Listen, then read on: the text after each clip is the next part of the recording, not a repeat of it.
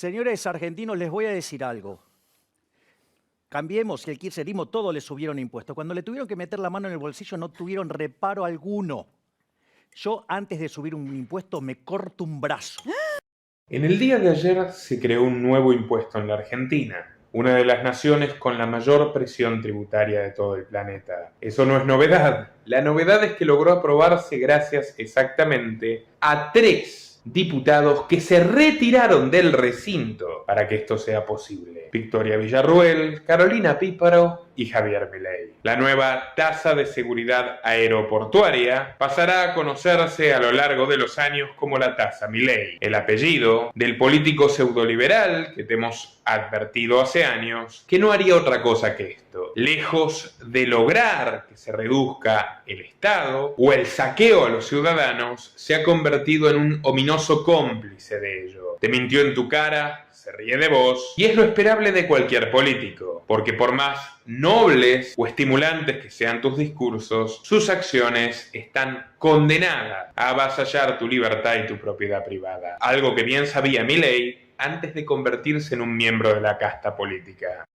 A ver, ¿estás en una carrera política o lo tuyo solamente es un aporte desde lo económico, de tu posición liberal? Es bastante interesante lo mío como carrera política porque detesto la política. Me parece una actividad de mierda, sucia, roñosa. O sea, tengo la peor de las opiniones. Además, me parece una locura, digamos, las personas como Mauricio, como outsiders, o sea, tratar de mezclarse con esa gente, o sea, no, yo, digamos, lo mío es la batalla cultural. Es abrirle los ojos a la gente, que se den cuenta que en realidad, digamos, porque ¿qué es un político? Un político es una suerte de sociópata, es como un psicópata, pero a gran escala, un sociópata, ¿sí? Que quiere hacer creer a la gente que son todos unos inútiles, unos inválidos en todos los aspectos de su vida y que si no es por él no podés vivir. Y en realidad es al revés, porque vos sos el que producís, él es el parásito. O sea, entonces, digamos, o sea, lo que yo quiero es que la gente se dé cuenta que el problema por el cual Argentina se hunde es por la política, no que, digamos, la solución es la política. No. Pero ¿vos crees, Javier, en serio que son todos iguales los políticos? Yo no creo que son todos iguales. Yo creo que sí. Los políticos son corruptos, los políticos son estos, los políticos son estos, y ahora te vas a dedicar... Bueno, pero puedo ser político y no ser corrupto, puedo tratar de entrar al sistema.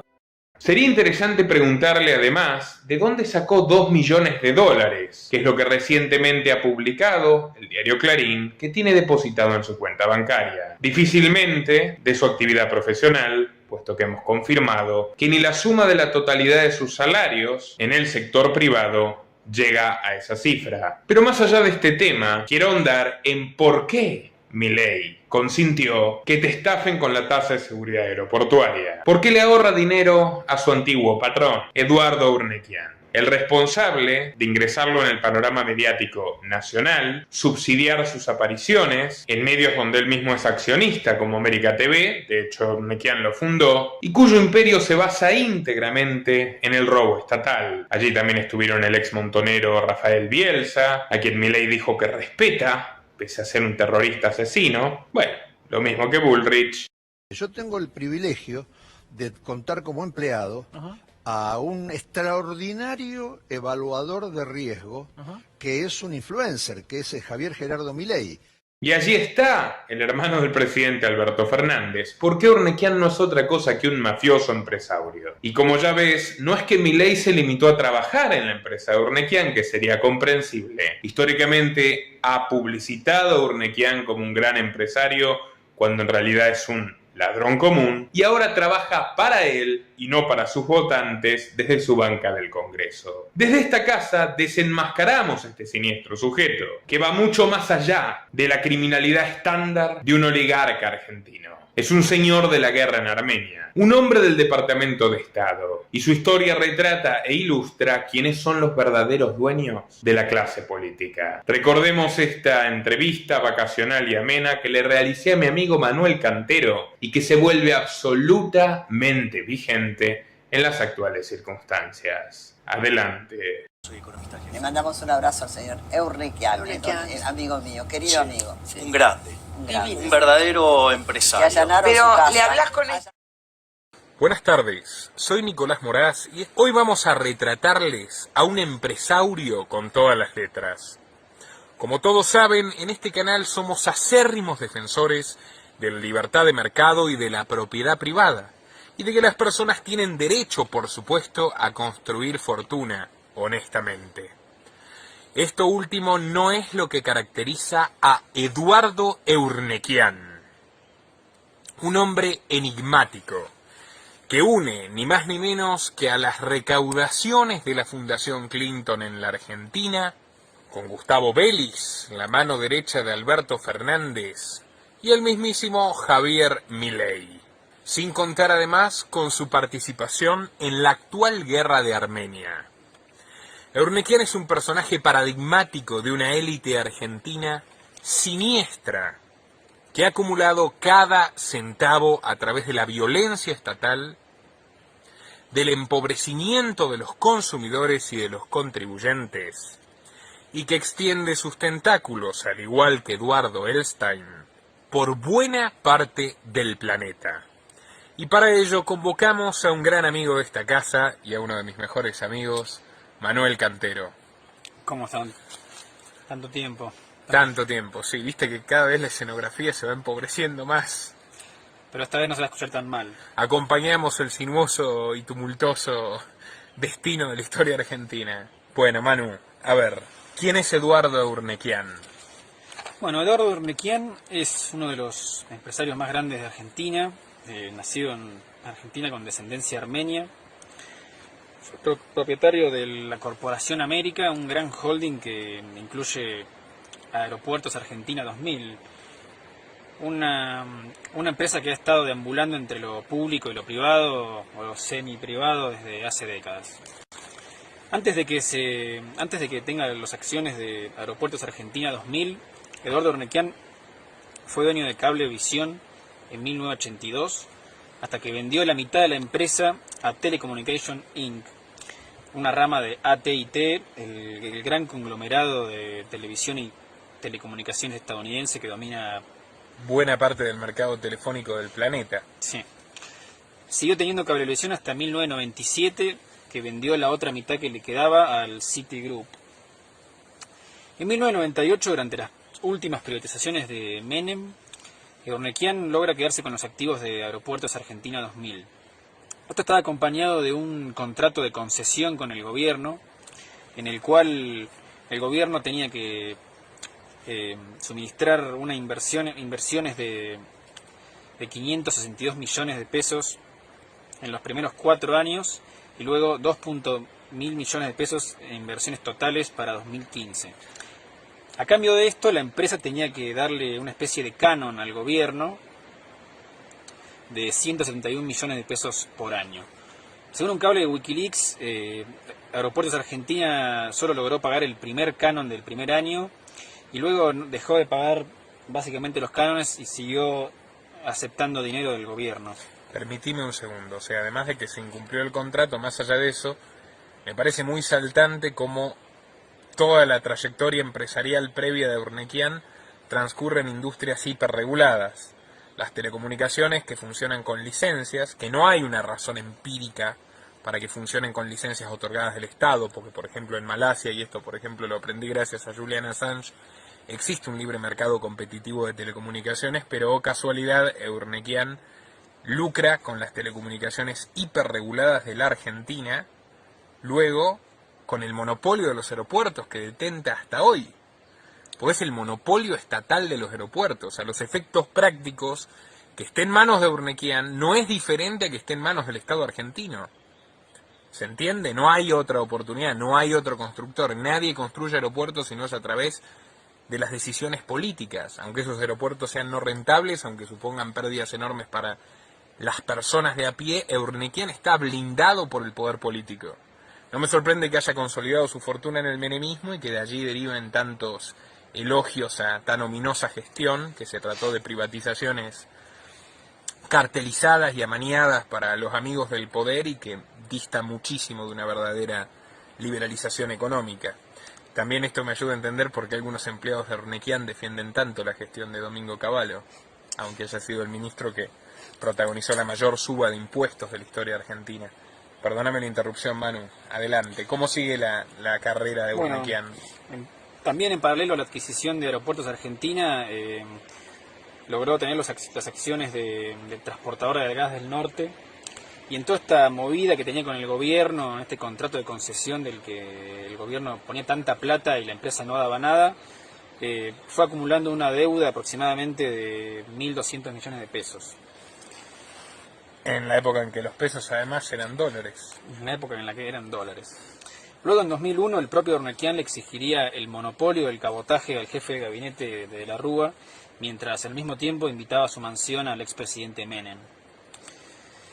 En 2007, los depósitos fiscales de los aeropuertos de Ezeiza, Aeroparque, Córdoba, Mendoza y Mar del Plata pasarían a ser 100% de Aeropuerto Argentina 2000, reemplazando a la empresa de cargas aéreas del Atlántico Sur.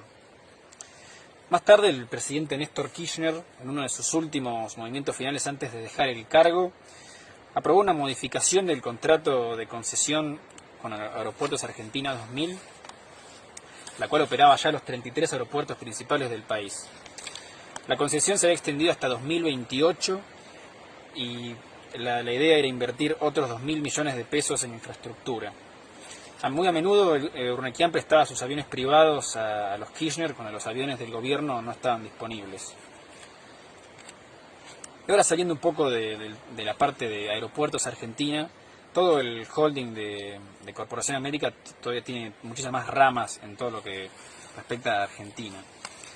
Después del fracasado proyecto de la compra del ex batallón 141 por parte de Urnequian en Córdoba, que después de prometer... ¿Para qué compró un batallón del ejército? Sí, compró un ex batallón y prometió hacer todo una obra caritativa, una empresa para... ¿Cómo se llama? Para limpiar el agua, para...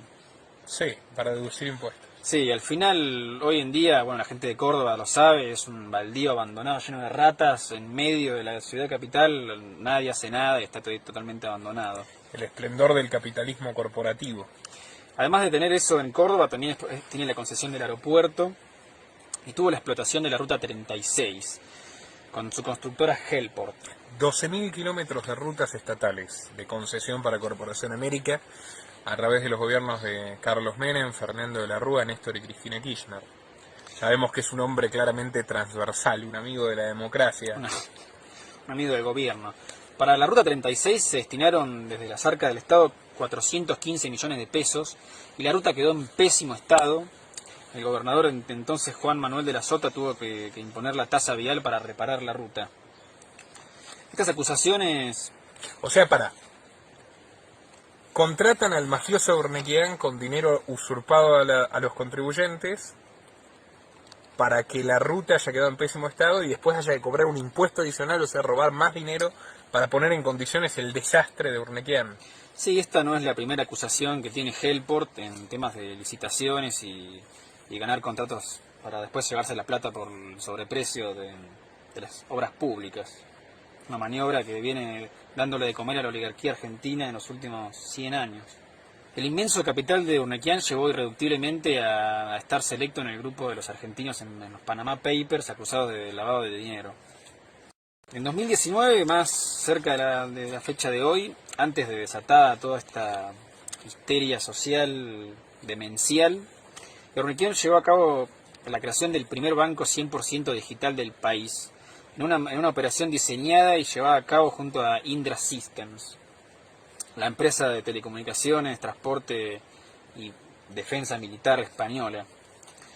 Cabe aclarar que es una de las empresas más corruptas de España casi, con una participación del 20% del Estado, un 10% de la familia March, que es la élite española, y otro 10% de Fidelity Investment, una de las grandes firmas de Wall Street. Dame un segundo. Primer banco digital, bancarizar igual fiscalizar, o sea, otro anexo, digamos, de la prolífica relación carnal entre Urnequian y el Estado argentino contra los intereses de las personas de bien, que son saqueadas y expoliadas a través de la FIP gracias a la bancarización, ya sea la de Urnequian, ya sea la de Ualá, ya sea la de Mercado Pago. Para eso existe la bancarización y la digitalización. Lejos de ofrecer soluciones reales para los problemas de la gente común, los entregan a las fauces voraces de la mafia criminal de políticos, ladrones y asesinos. Me sorprende que algunos que solían identificar a los políticos como ladrones y asesinos, ahora son políticos y además defienden y le hacen publicidad explícita a personajes tan siniestros como Urnequian. Pero sus socios españoles, también una empresa paraestatal, una empresa armamentística para colmo, esto me sorprendió un poco, han tenido jugosos negocios gracias a los eurocomunistas trasnochados de Pablenin Iglesias, de mi querido Pablenin, hoy vicepresidente. Sí, gracias a un proyecto de Pedro Sánchez también el señor Soros tiene 10 millones de euros en la empresa. En Indra. En Indra. Después, en plena pandemia... Y financiaron un vehículo militar. Sí, en plena pandemia se dignaron a hacer un vehículo militar. También estuvieron a cargo de un proyecto de la Unión Europea para desarrollar un nuevo avión. Y este año empezaron un proyecto con Microsoft para un control de tráfico aéreo virtual. Otro personaje clave en la creación de este nuevo banco digital fue un socio de hace 20 años de Urnequian, el señor Guillermo Franco, que después de fundar el partido Acción por la República con Cavallo, que por cierto fue el embrión que le produjo a Alberto Fernández su único cargo electivo antes de la presidencia como legislador porteño, junto con Vélez, con Cavallo y con Franco. Después de formar ese partido fue electo diputado nacional en 1997, año en el que también secundaría a Gustavo Vélez para la vicepresidencia en las elecciones. Ya entrado en el 2000 se uniría al grupo de Urnequian transformándose en director de la corporación. En 2007 Guillermo Franco sería designado presidente del Banco Provincia de Buenos Aires por el entonces gobernador Scioli. Allí estaría a cargo de la entrada de créditos del Banco Interamericano del Desarrollo, del Banco Mundial y del OPIC, que es una corporación para inversiones privadas en el extranjero del gobierno estadounidense. También protagonizó el escándalo de la construcción de las viviendas Estrellas del Sur, donde fueron destinados casi 230 millones de pesos y hoy en día está en pésimo estado, totalmente abandonado. Hermano, ¿hay algún negocio de Urnequian que realmente pueda catalogar como empresa privada? Por Dios. No, la verdad que no. Después de crear el banco Willow Bank junto con Urnequian, Guillermo Franco abandonaría su participación en el banco para unirse de lleno en el Banco Interamericano del Desarrollo, donde tomaría el puesto de director en representación de Argentina y Haití. Puesto que ocupa hasta el día de hoy. Puesto que ocupa hasta el día de hoy. O sea, para un segundo, Banco Interamericano de Desarrollo, sede en Washington, financiamiento de todos los proyectos de adoctrinamiento, lavado de cerebro y subordinación a la élite imperial progre yanqui que existen, los que financiaron con 200 millones de dólares las políticas de género de Mauricio Macri, los que financiaron la extensión del confinamiento que nos está liquidando por interpósita persona de Soros y con la gestión de Franco y del, por supuesto, entrañable Gustavo Vélez. Porque Vélez llega al Banco Interamericano de Desarrollo, donde se pasó una hermosa década cobrando en dólares, de la mano de Franco. Un hombre muy generoso, Urnequian. Podemos entender por qué gobierno tras gobierno se siguen renovando sus privilegios, aunque sean solventados con la sangre que el Estado le succiona a los pobres argentinos decentes, honestos y competentes. Sí, es menester aclarar la situación de Haití con respecto al Banco Interamericano del Desarrollo de Estados Unidos. Haití es un país que ha sido devastado y presionado por Estados Unidos desde su revolución hasta el día de hoy, pasando por las invasiones de 1914, las dictaduras anticomunistas del régimen de Duvalier, la invasión de 1994 y la pésima relación con la que se mantiene hoy en día. Según un cable de Wikileaks, la administración de Obama luchó por mantener los salarios haitianos en 31 centavos, cuando al mismo tiempo el gobierno haitiano había aprobado una ley que elevaba el salario mínimo a 61 centavos la hora. Cabe aclarar que Haití tiene una deuda aproximada de 890 millones de dólares con el Banco Interamericano de Desarrollo, con los cuales el 41% el gran acreedor es del Banco Interamericano del Desarrollo. También Guillermo Franco tiene en cabeza la Fundación Acordar, donde Javier Milei está como economista en jefe. Fantástico. Las ideas de la libertad. Las ideas. De la libertad de la mafia política. Bueno, volviendo a Eduardo Urnequian, dentro de su filantropía también es dueño de la Fundación Raoul Wallenberg, que promueve el programa Casas de Vida, el cual homenajea y da tributos a monasterios, hospitales, escuelas, donde se salvaron vidas durante el Holocausto. Digamos que a él le gusta estrechar relaciones con otras, ¿cómo podríamos decirlo? Con otras colectividades del empresariado argentino eventualmente más influyentes que la armenia. Por esta fundación ha recibido reconocimientos y homenajes tanto de la DAIA como de la AMIA, y algunos premios han sido otorgados ni más ni menos que en la casa del presidente del Estado de Israel. También dentro de la familia de Urnekian se encuentra Hugo Urnekian, que es vicepresidente de la Corporación América y presidente de la Compañía General de Combustible, la rama energética de la corporación, quien en 2013 declaró que había pagado $220.000 para la campaña electoral del kirchnerismo. Perfecto. Pero esta no es la única vez que el grupo Urnekian ha contribuido en algún partido político. Urnekian también declaró que financió más de $500.000 para la Fundación Clinton. Todo esto cierra un poco las relaciones que tienen con Estados Unidos, también por ejemplo en las recomendaciones que le ha dado Alberto Fernández a finales del 2019, entrada cuando se venía un poco la crisis, le recomendó que no tomara deuda del gigante asiático chino, sino que era mejor idea ser respaldado por el gobierno estadounidense.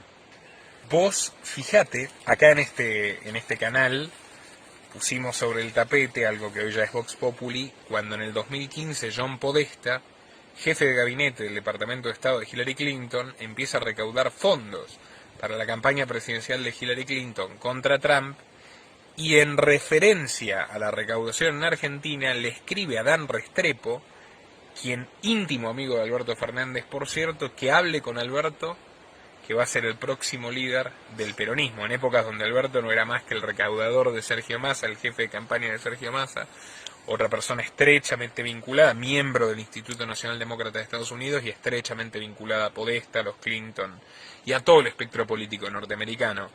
Pero no sería sorpresivo que las contribuciones que hicieron, por ejemplo, José Luis Manzano, otro gran amigo de esta casa, o Urnekian, hayan sido derivadas de la gestión personal del propio Alberto Fernández, a quien se le encomendó reunir fondos para Hillary Clinton y quien ahora tiene todas sus fichas y las esperanzas para mantener su dictadura despótica posicionadas en la victoria de Biden y un eventual préstamo por parte de los Estados Unidos que vos me estás diciendo que le recomienda impúdicamente el propio Urnekian.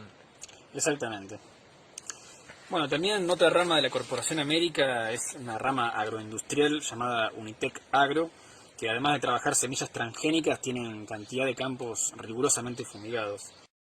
También ha sido objeto de acusaciones por parte de las comunidades Cuom en el Chaco por contaminar las aguas desde sus estancias de Don Pablos. Son 100.000 hectáreas las que tiene la Corporación América en la Argentina, y las de Chaco puntualmente entiendo que son fruto de un negociado con tierra expropiada a productores que no pudieron pagar impuestos por parte del gobierno del mafioso asesino Capitanich, antiguo jefe de gabinete de Cristina Kirchner.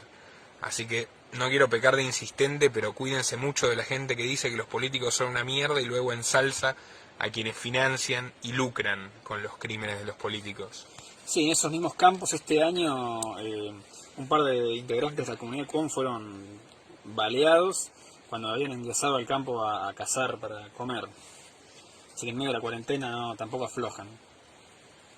Recientemente la rama también tecnológica de la Corporación América, que se llama Unitec, realizó una inversión de $500 millones para inaugurar la primera planta de producción de microchip y semiconductores.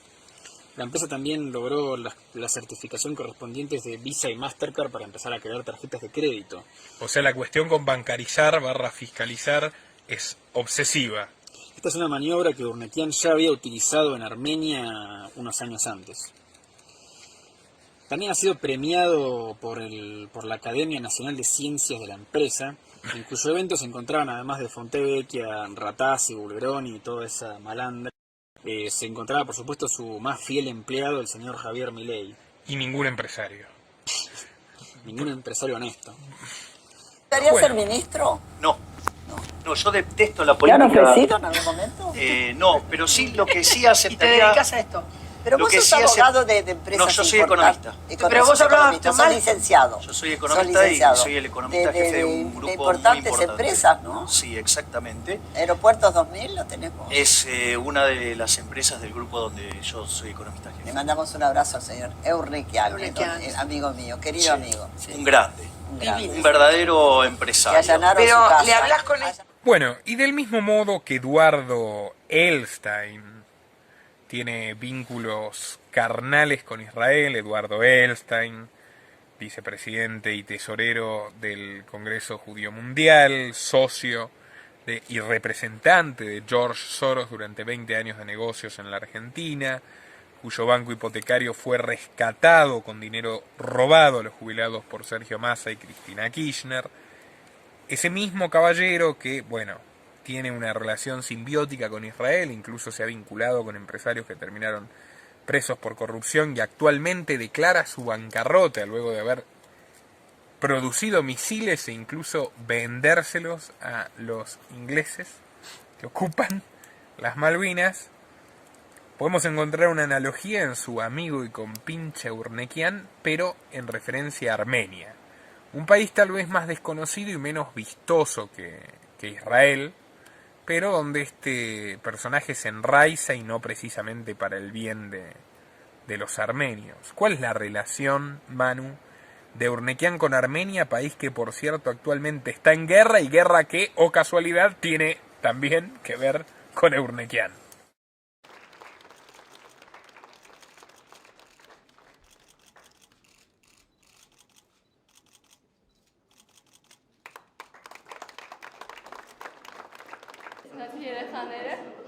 Մենք էլ նրանց կբուժենք, նրանց կյանքը կերկարացնենք։ Դոզեր երազանք իրականացնենք։ Կարևորը լավ ապրենք, լավ մասնակցենք։ Դասագործի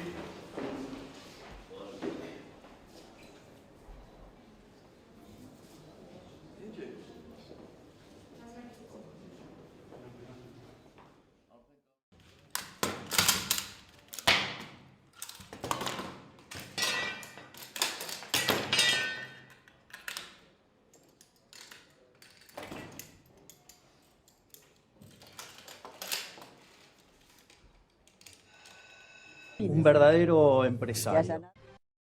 Bueno, en lo que respecta a Urnequian en Armenia, tiene el grupo de Urnequian, el cual cuenta con varias empresas. En primer lugar, es dueño de HiPost, que es el operador postal nacional oficial de Armenia, una empresa que fue fundada en 1991 tras el colapso de la Unión Soviética. Operador postal oficial de Armenia significa que Armenia pasa del monopolio estatal soviético del correo, o sea, de las comunicaciones, algo tan sensible como las comunicaciones, al monopolio paraestatal del correo controlado por Urnequian. Parece una joda. Además del HiPost... Vos te das cuenta que son neocomunistas, ¿no? O sea, sí. eso es impresionante. Monopolios. Adelante. Además del correo, también controla el aeropuerto internacional de Zvartnots, de Erevan, la capital de Armenia, y el Commerzbank, uno de los bancos más grandes de Armenia. Urnequian ha sido considerado héroe nacional por sus grandes donaciones al país, más que nada durante la crisis del corona, de unos $250.000, y por otras actividades filantrópicas que ya iremos desarrollando. $250.000 debe ser un día de contrato con el Estado argentino, menos. Más o menos. También mantiene negocios y ha mantenido negocios con el expresidente Robert Kocharyan, que fue como la mano derecha de Lev Petrosyan, una cosa como si te dijera un Menem de Armenia durante las privatizaciones. Una vez que se independizan de la Unión Soviética en los 90, empiezan básicamente a repartirse todas las empresas entre toda la élite. En una corruptela sin precedentes. Robert Kocharyan fue presidente del Commerzbank durante su mandato de la presidencia y después fue presidido por su hijo. Es muy importante hacer la excepción de que privatizar de verdad es partir el monopolio estatal en empresas que compitan entre sí, no transferir el monopolio estatal a un monopolio entre comillas privado garantizado por una licencia de explotación monopólica que te da el Estado. porque seguís en lo mismo, seguís en un monopolio que puede cobrar los precios que quiere y puede cagarse en la gente y proveer el peor servicio posible. Eurnekian es la personificación del antiempresario, del enemigo acérrimo que hace fortuna contra la libertad de empresa, no gracias a la libertad de empresa, contra los consumidores y a través de la usurpación. Esto, por supuesto, para quienes nos siguen es absoluta y meridianamente claro. Pero si hay algún despistado que cree que cuando Milei santifica a los monopolistas corruptos e incompetentes como su jefe, está hablando del libre mercado, no está hablando del libre mercado, está hablando de la mafia estatal. Y él, en la medida que defiende a Eurnekian, y más ahora que de hecho se postula, sin duda con apoyo de Eurnekian, para formar parte de ella, también es un repugnante político, más allá de cualquier valoración personal que exista. No se puede separar la tiranía estatal de la tiranía corporativa. El Estado moderno necesita de forma indispensable a las corporaciones y las corporaciones necesitan indispensablemente al Estado para poder servirse violentamente del dinero de la gente y de las empresas que realmente producen, innovan y compiten. Adelante, Manu. Bueno, fue a través de este banco, del Commerzbank, que Eurnekian pudo llevar a cabo la incorporación de las tarjetas de crédito en Armenia, de la mano de, como ya dijimos, de Visa y Mastercard. Según un cable de Wikileaks, el propio Consejo de Gobierno de Armenia, en 2008, sugirió que no era aconsejable que el Commerzbank realizara una transacción de la Corporación Metalúrgica de China en el país, porque estaba implicada en serias acusaciones de lavado de dinero, malversación de fondos y otros delitos. El país estaba atravesando una situación difícil y al Consejo de Gobierno le pareció un poco peligroso que el banco del presidente tan corrupto se encargara de ciertas transacciones nacionales. Eurnekian también cuenta con Hayastain Huger, o también llamado Tierras de Armenia, en donde tiene grandes hectáreas y produce gran cantidad de vino, el cual es socia del Max Group, propiedad de Jarutian Pambukian, un parlamentario muy cercano a Robert Kocharian. Amigo, no hay nadie, absolutamente nadie que aunque sea haya empezado con un almacén, con una compraventa de autos. O sea, es absolutamente increíble. O sea, sus socios son abiertamente los políticos. Este socio también fue quien trajo otras privatizaciones de la mano de la compañía Midland Resource, cuyos dueños son multimillonarios rusos e israelíes y estuvieron en la privatización de la red eléctrica de Armenia durante la privatización de los 90. Eurnekian es amigo de Putin también, porque no puede, o sea, él está con Dios y con el diablo, ¿es así? ¿Tiene vínculos con la oligarquía paraestatal rusa putinista? Sí, ahora tiempo al tiempo. Vamos para eso. También entre otros socios cercanos de Eurnekian se encuentra Hagit Tsarukian, que además de ser diputado y formar parte del gran porcentaje del financiamiento a varios partidos políticos, es dueño del Multigroup, un grupo empresarial que domina farmacias, tiendas de muebles, alcohol y fábricas de cemento. Cuando estamos hablando de que son socios, no necesariamente nos referimos a que tengan acciones en una empresa en particular, sino que sus maniobras las hacen para beneficiar a sus socios. Por ejemplo, la demolición de una de las torres principales del aeropuerto a cargo de Eurnekian, en Armenia, el cual no tuvo ninguna justificación, hubo manifestaciones en contra y lo único que buscaban hacer era demoler para después construir y favorecer a las empresas de cemento. Pero eso solventado con el dinero del contrato con el gobierno de Armenia. Totalmente, sí, con la concesión del gobierno. O sea, para que la gente lo entienda, con el dinero robado a los armenios, como acá robaba dinero de los argentinos para hacer rutas que no se hacían y después le cobraban más impuestos, o sea, robaban doblemente a la gente para terminar de hacer esas rutas. En Armenia el tipo demuele un aeropuerto subsidiado por el Estado para alimentar la demanda de cemento de su amigo y socio el diputado. Sí, en una que eran todos del Partido Comunista. O sea, vos sos consciente que la clase política de los países de la ex Unión Soviética, de las ex repúblicas soviéticas, son todos tipos que empezaron las carreras en el Partido Único Comunista y que después se convirtieron en benefactores del, entre comillas, empresariado occidental. Bueno, uno de sus principales socios políticos, Robert Kocharian, nacido en el territorio de Nagorno-Karabaj, un territorio que actualmente está disputado entre Armenia y Azerbaiyán hace 30 años, Empezó siendo presidium del Soviet Supremo hasta la disolución de la Unión Soviética. Presidente del Soviet Supremo. De la zona de Armenia. Es necesario explicar ahora cuáles han sido las circunstancias que han atravesado estos territorios de Asia Central. Yo no entiendo cómo después Javier Milei puede atreverse a decirle socialista a alguien. Adelante, por favor. Sí, la verdad. Una vez independizados Armenia y Azerbaiyán, su país limítrofe, empezó una guerra por el territorio de Nagorno-Karabaj, que se encontraba en Azerbaiyán. Algunas localidades como Stepanakert siempre se identificaban más con el pueblo armenio, y las tensiones étnicas desde los 80 entre musulmanes azeríes y cristianos armenios empezaron a calentarse hasta que llegaron a su límite. Durante la guerra de Nagorno-Karabaj, alrededor de 30.000 personas. Robert Kocharyan tuvo una participación tan grande en la guerra que fue general y lideró gran parte de los ataques armenios que lograron conquistar el territorio de Nagorno-Karabaj. Es más, luego de terminar la guerra, fue el primer presidente de facto de Nagorno-Karabaj.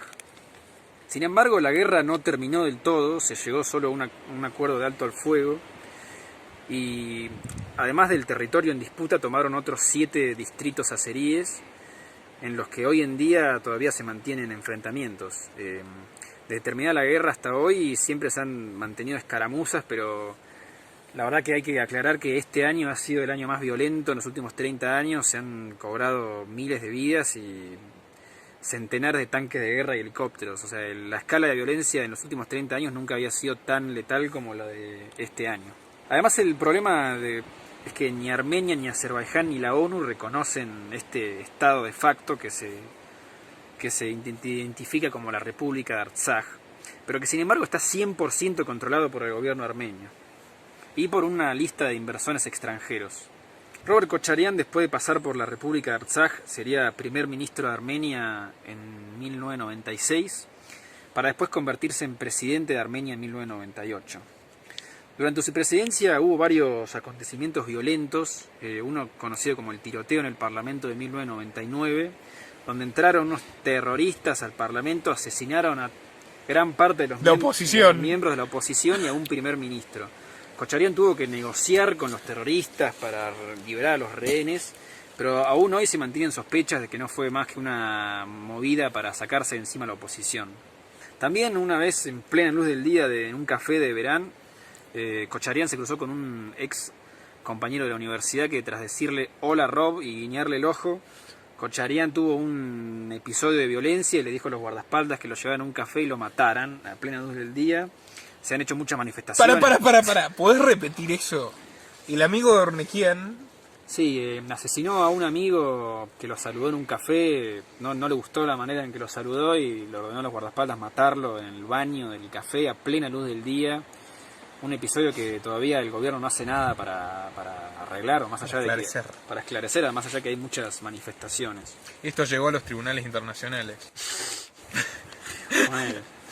Kocharyan gobernó de 1998 hasta el 2008, y a pesar de que en las elecciones del 2003 la gente estaba exigiendo su renuncia porque había muchos cuestionamientos de fraude electoral, cuando terminó su presidencia respaldó la candidatura de su primer ministro y socio, el presidente Serge Sargsyan, quien ganó las elecciones en 2008. Por un 99% de los votos, seguramente.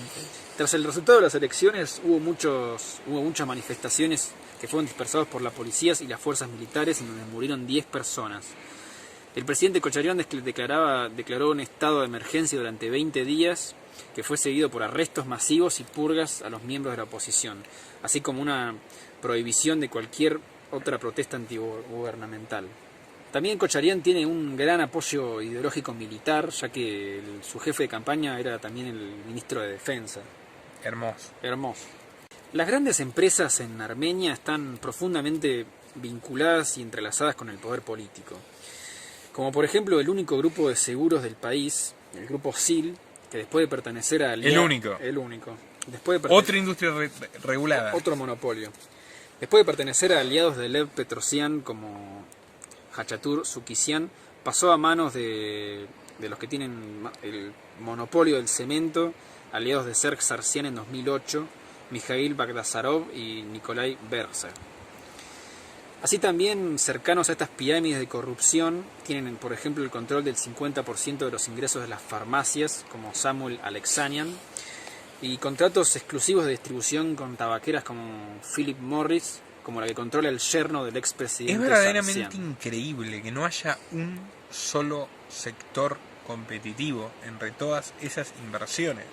O sea, vos sos socio de los políticos que te dan las licencias y los permisos para que vos explotes un sector de la economía que otro no puede explotar porque si no lo matan. O sea, es una cosa verdaderamente aberrante, pues absolutamente ilustrativo de cómo se construye fortuna en este capitalismo corporativo antiliberal y antimercado que endiosan algunos ignorantes o corruptos pseudoliberales vernáculos. Proseguí, Manu.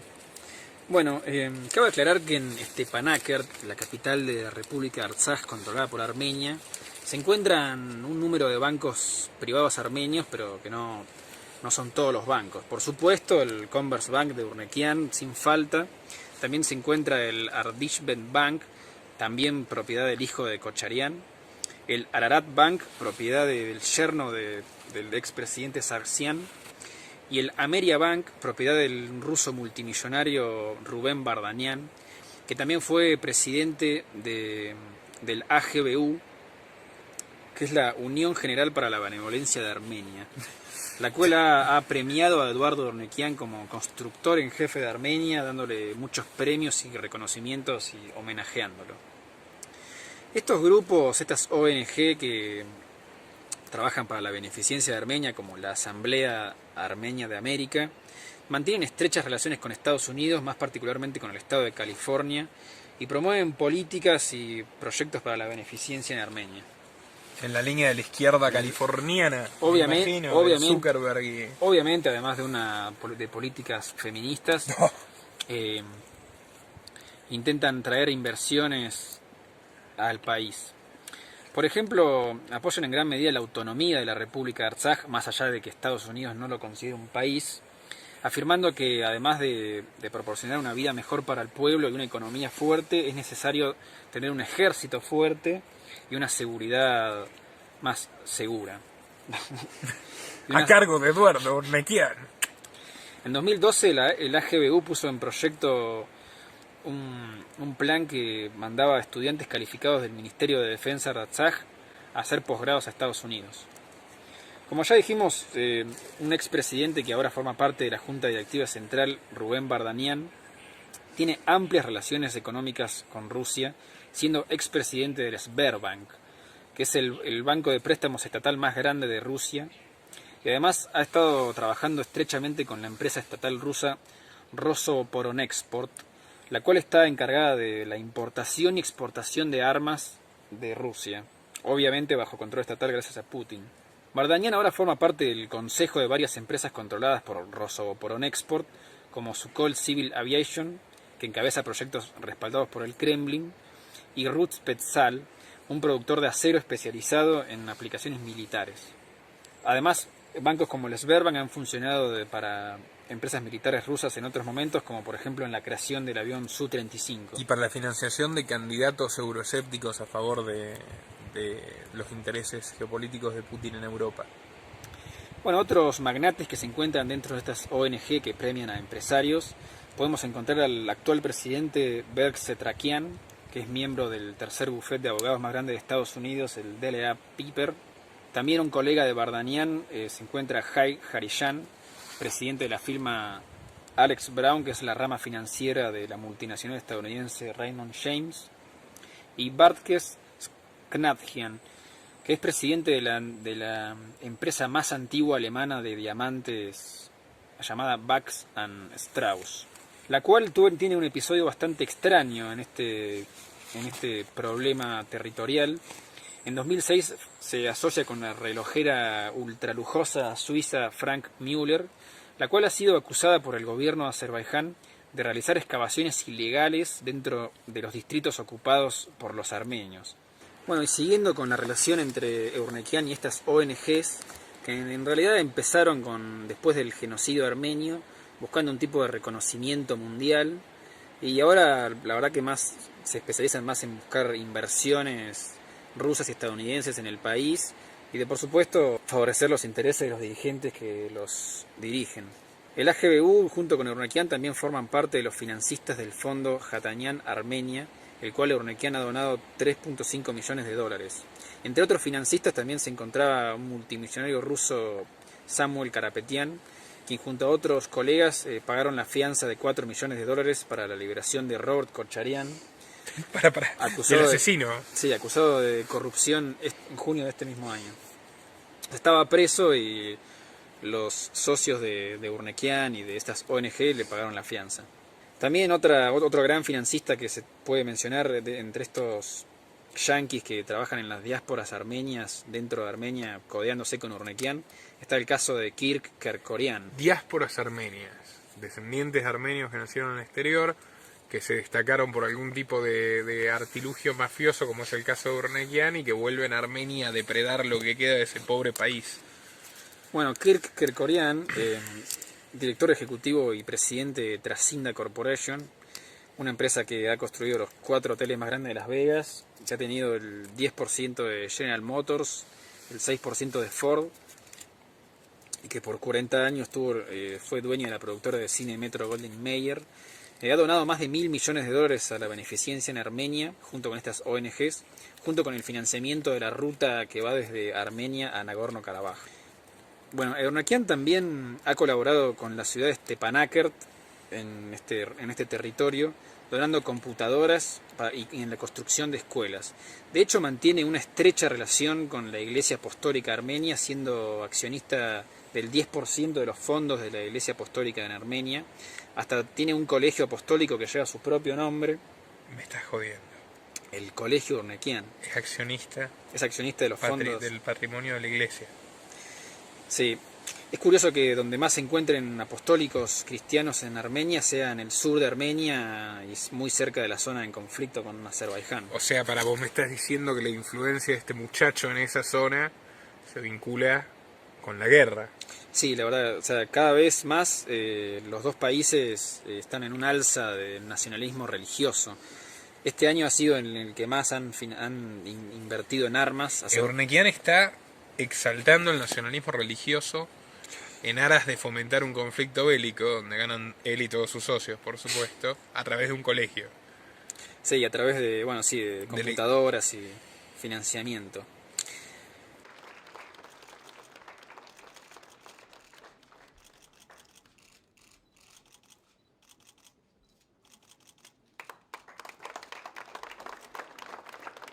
Երեխաները մենք էլ նրանց կբուժենք, նրանց կյանքը կերկարացնենք։ Դոզեր երազանք իրականացնենք։ Կարևորը լավ ապրենք, լավ մասնակցենք։ Դասագոտի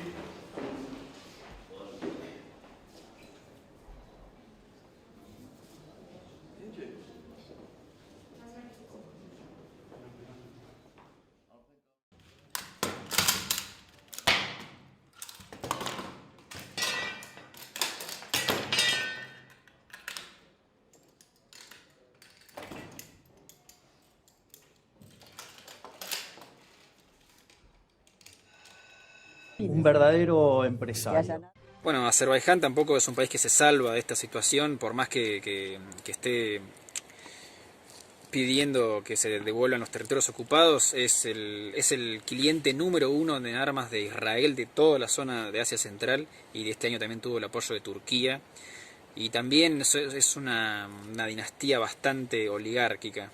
O sea, son dos estados que con un servicio militar obligatorio, que hace 30 años que están en un conflicto militar que no se resuelve, y que básicamente llevan gente a justificar la inversión enorme en defensa que hace que los estados totalmente corruptos estén 100% militarizados. Y las corporaciones mafiosas ganan dinero a expensas de sangre inocente. El propio Eurnequian este año, tras el alza de la violencia en los conflictos, salió a decir que estaba muy enojado y molesto con la actitud de la ONU frente al conflicto, diciendo que en realidad estaban protegiendo los intereses de Estados Unidos y Rusia. Parece muy copado, sí, un niño, un hippie, un poquito cínico realmente, Eurnequian. Sí, pero realmente cuando se codea con las ONG... Sí, basta poner la lupa sobre los intereses de Rusia y Estados Unidos y ahí aparece Eurnekian. Sí, parece que cuando lo homenajean esas ONG, más medio como que se olvida de su lado pacifista y sonríe para la cámara y acepta los homenajes. Así se puede ver hasta dónde llegan las relaciones empresariales, hasta que van desde Argentina, Armenia, hasta los lugares más turbios y más complicados dentro del gobierno de Armenia, en este tipo de lo que se dice como polvorín, porque la verdad que no hacen más que gastar en defensa al pedo en un enfrentamiento inútil. Planeado para nunca terminar.